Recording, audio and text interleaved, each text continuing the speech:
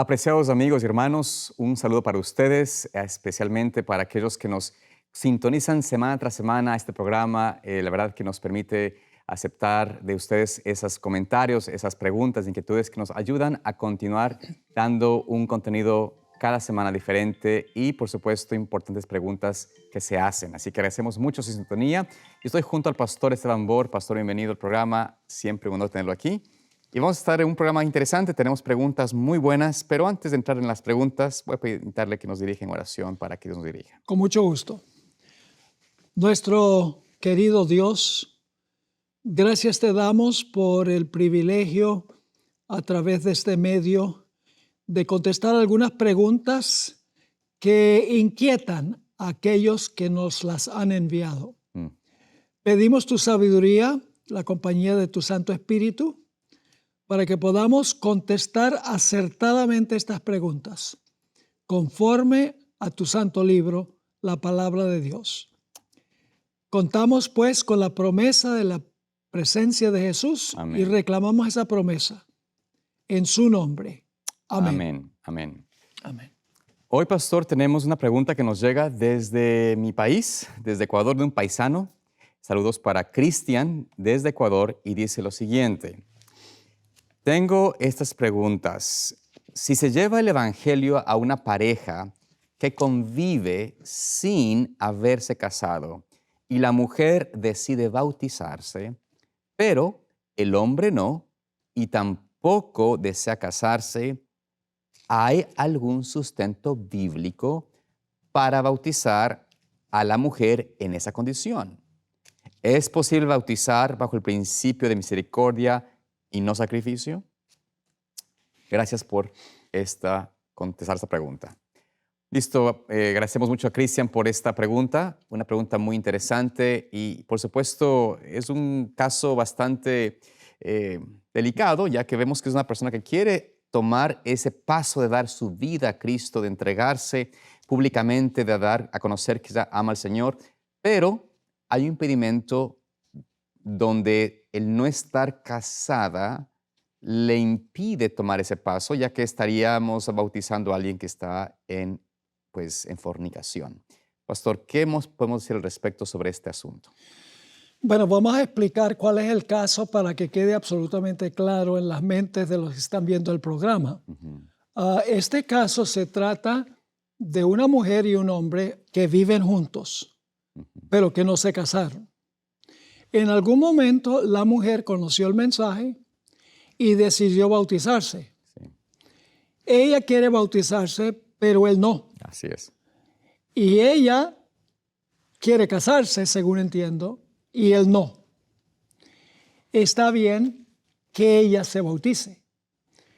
La respuesta puede parecer un poco dura, pero si ella quiere bautizarse, tiene que casarse. La Biblia hace muy claro que tiene que casarse para luego entonces bautizarse. Y es como dicen los discípulos, palabra dura es esta. Pero es lo que enseña la Biblia. Así que las únicas opciones que yo veo sería que se separe de cuerpos con él y se bautice, pero no puede convivir y bautizarse. Claro, y pastor, mire, yo tengo en realidad una experiencia que sucedió en mi iglesia donde teníamos este mismo escenario. Y en el caso, no sé el caso de estas personas particularmente, si había hijos de por medio, pero en el caso que voy a compartir, era una hermana que tenía 4 hijos con este señor, con su pareja. Ella no había sido creyente, por supuesto, se convivían juntos, vivieron juntos, tuvieron hijos juntos. Y ella, pues, amó al Señor, se entregó al Señor, venía a la iglesia, pero su esposo, o su pareja, no quería casarse y no quería, tomar ese paso de dar, ni aceptar a Cristo ni casarse. Entonces, por mucho tiempo, nosotros tuvimos que simplemente orar como iglesia continuamente, porque ella, por supuesto, decía, yo no quiero separarme de él. Él, para mí, es mi esposo. O sea, ante Dios yo me siento casada con él, pero él no quiere hacer este paso legal. Pero Y estaban casados. no estaban casados. No estaban casados. Eran simplemente convivían juntos. Pero ella se sentía, dice, él es mi esposo, yo ante Dios para mí es mi esposo, pero legalmente no estaban casados. Y como usted mencionaba, también hay que entender que tenemos un grado de dar responsabilidad y de cuidar la integridad de la iglesia ante el mundo. Si empezamos a bautizar a personas que están sin ser casadas y decir, no, lo que mira a Dios desde el corazón, damos una mala imagen ante el mundo, ante las personas, las autoridades civiles, de que nosotros no estamos dispuestos a poner en orden este tipo de situaciones como Dios manda. Entonces, de alguna forma, nosotros tenemos que tomar esa decisión de esperar y simplemente animar a la persona a orar, a orar, a orar y trabajar en el corazón de ese esposo o esa pareja que no quería casarse. Él, por varios años, pastor, esto no fue de un mes, sino de años de estar allí. Había hermanos que decían, pero se va a desanimar la hermana, se va a desanimar porque no se le bautiza. Y la verdad que no. En constante apoyo hacia ella y haciendo hincapié de que ella tenía que seguir al Señor y que dejes esta lucha con el Señor y que trate de hablar con Él, de apelar a Él de este paso necesario. Finalmente, después de algunos años, se casaron y ella pudo bautizarse tanto ella como su familia y son miembros fieles de la iglesia. Entonces, usted puede ver que estas experiencias que parecen difíciles y parecen que no se van a poder solucionar, conforme hacemos la voluntad de Dios, puede tomar tiempo, pero eventualmente Dios trabaja en el corazón y aquellos que están en esa resistencia, si valoran a esa esposa, valoran ese amor, esa entrega, ese ejemplo vivo de cristianismo, eso derrite, pastor, derrite el corazón más duro que va a valorar y va a tomar esa decisión de amar a esa mujer, convertirse en esposo y hacerle a ella una mujer digna, ¿no?, en la comunidad. Así que la única forma de resolver el problema y estar en armonía con la palabra de Dios es orar para que la otra persona, sea el hombre o sea la mujer, tenga una experiencia de conversión para que pueda entonces casarse y ambos bautizarse. Amén. Esa sería el ideal. El ideal. Pero la regla bíblica está clara de que hay que esperar hasta que el esposo o la esposa, dependiendo del caso, tomen una decisión de obedecer lo que Dios dice en su palabra. Amén. Así es. Esperamos que esto te ayude, Cristian, en este caso y te agradecemos por tu pregunta. Vamos a la siguiente pregunta, pastor. Esta nos llega de Pedro. No sabemos de dónde nos envía, pero esperamos de que nos pueda enviar en futuro otra pregunta con su dirección o su país de donde nos escribe. Dice la siguiente pregunta. Me gustaría saber, ¿sabe Jesús el día y la hora de su venida? Siendo que Él es Dios también, ¿cuál sería esa respuesta? Pregunta nuestro amigo Pedro, pastor, ¿qué podemos decir al respecto sobre esa pregunta interesante sobre si es que Cristo, siendo Dios, por supuesto, Hijo, pero siendo Dios, conoce o no cuándo Él viene? Pastor. Ok, muy bien. El texto clave es Marcos 13:32. Correcto. Donde dice precisamente eso.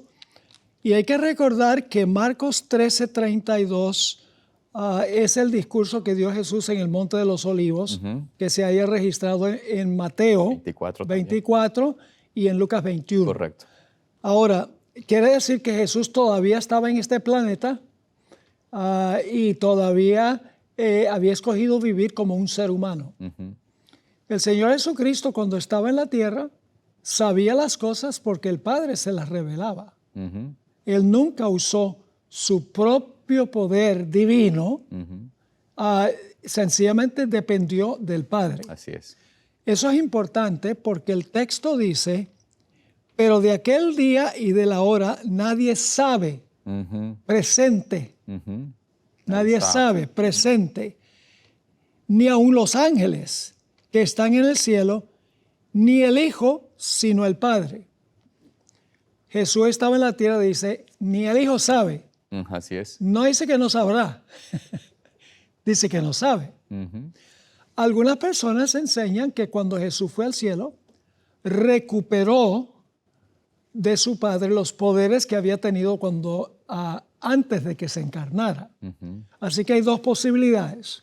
Una posibilidad es que Jesús está hablando en presente, el Hijo del Hombre no sabe, porque en ese momento había escogido vivir como hombre acá, al menos que el Padre se lo revelara, no lo iba a saber. Y la otra posibilidad es que cuando Jesús llegó al cielo, nuevamente recuperó su omnisciencia y supo.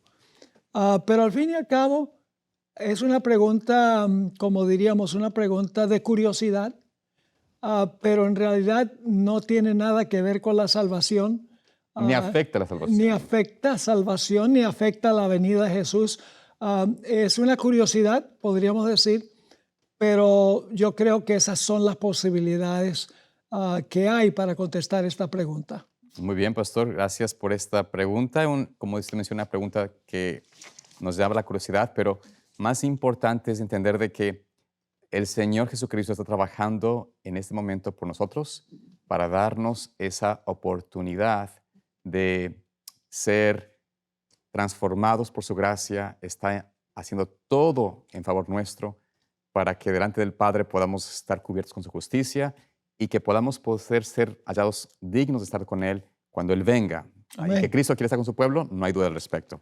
Muy bien, vamos a la siguiente pregunta que nos llega a nosotros aquí de nuestro hermano Ever, y dice lo siguiente. Mi pregunta es, ¿me pueden explicar Isaías 54:16? Ahí Dios dice, yo he creado al destructor para que haga estragos. Así que el primer pasaje que tiene él, pregunta, es Isaías 54:16.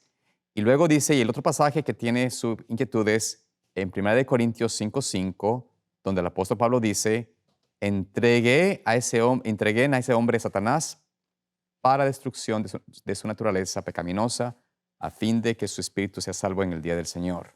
Así que estos dos pasajes, nuestro hermano Herbert está con su inquietud. Vamos primero al primer pasaje, pastor, Isaías 54:16. ¿Qué podemos decir sobre este pasaje de Isaías 54:16?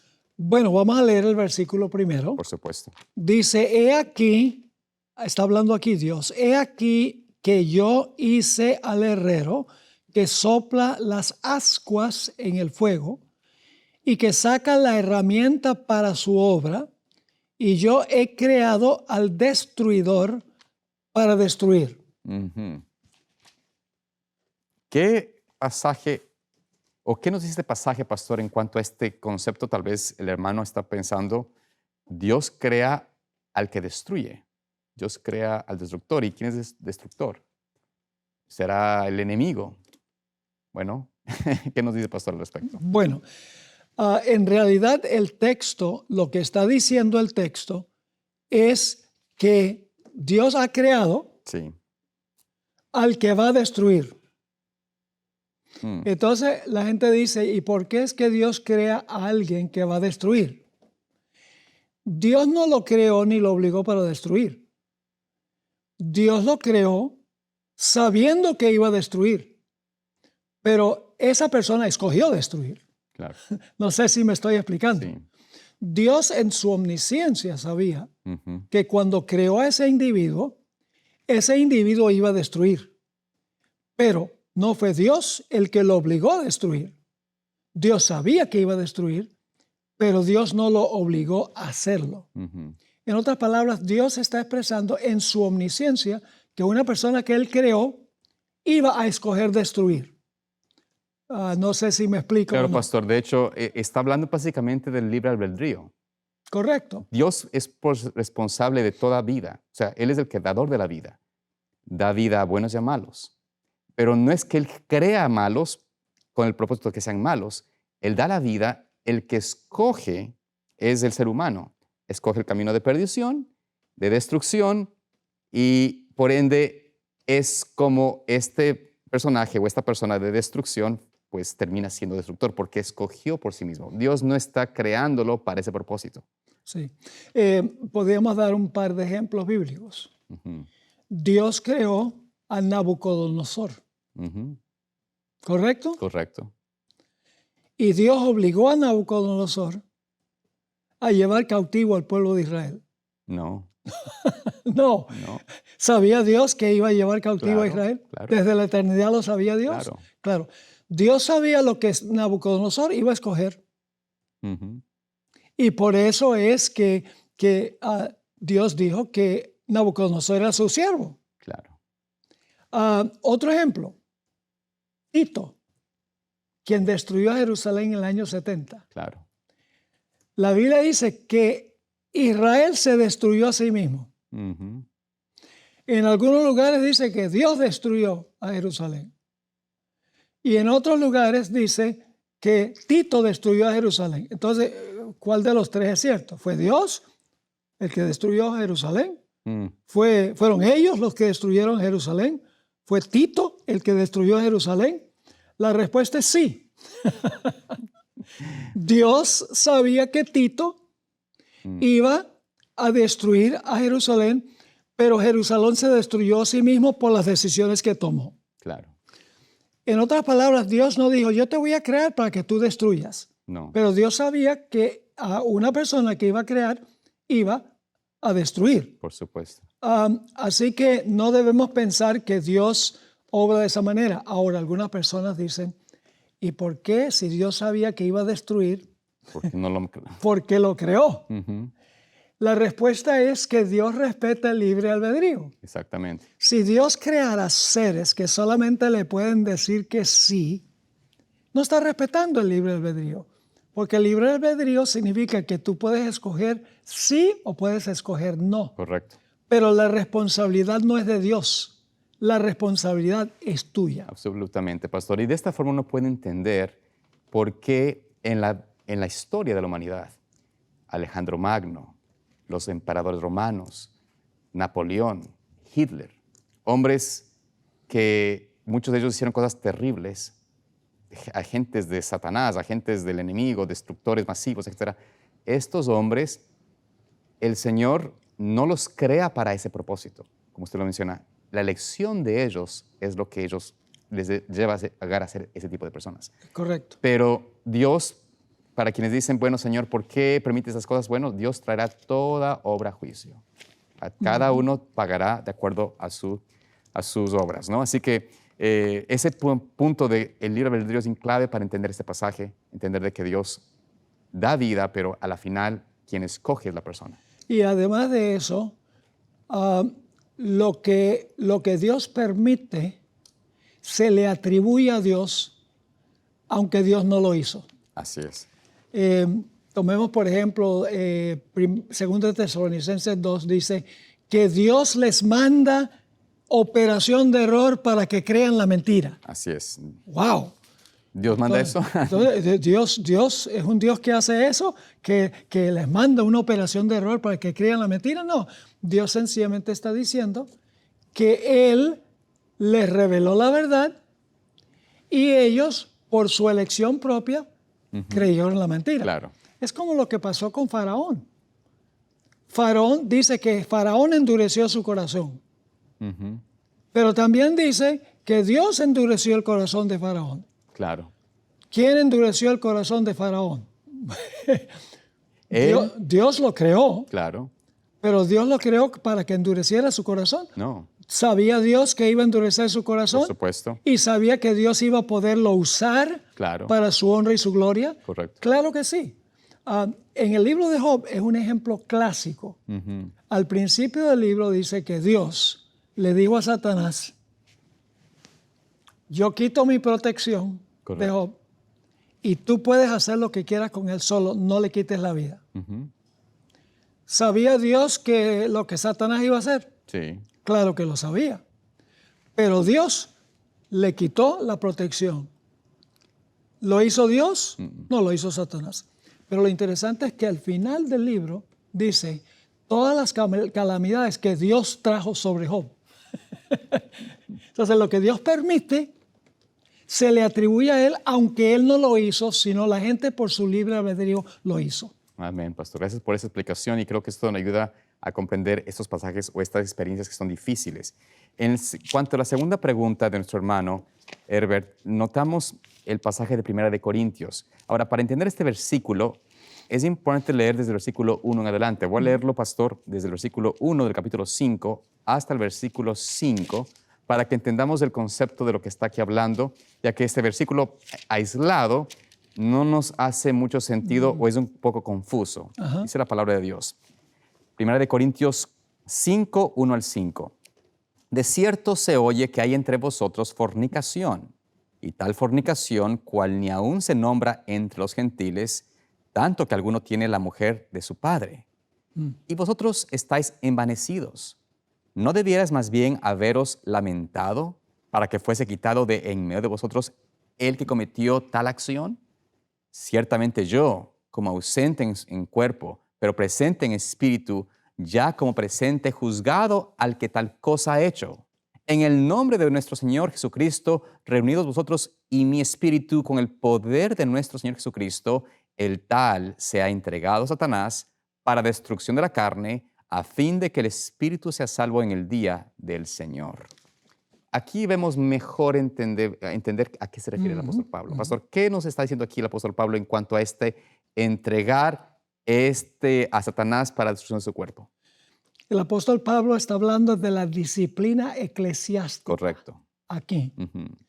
Le está diciendo a los corintios, ¿cómo es posible Sí, que ustedes permitan que algo suceda así y no hacen nada para salvar el honor de la iglesia? Correcto. Y entonces cuando él dice en el espíritu, que él está ahí en el espíritu, significa como por ejemplo cuando yo digo, yo estoy con ustedes en espíritu, Claro. Con la familia en Colombia. No significa que el espíritu sale del cuerpo allá y va a volar para encontrarse con la familia allá. Claro. Significa estar sencillamente a través de la mente allá, con ellos. Así que cuando el apóstol Pablo dice que es entregado a Satanás para la destrucción de la carne, está hablando no está hablando de su cuerpo material, está hablando de su naturaleza carnal.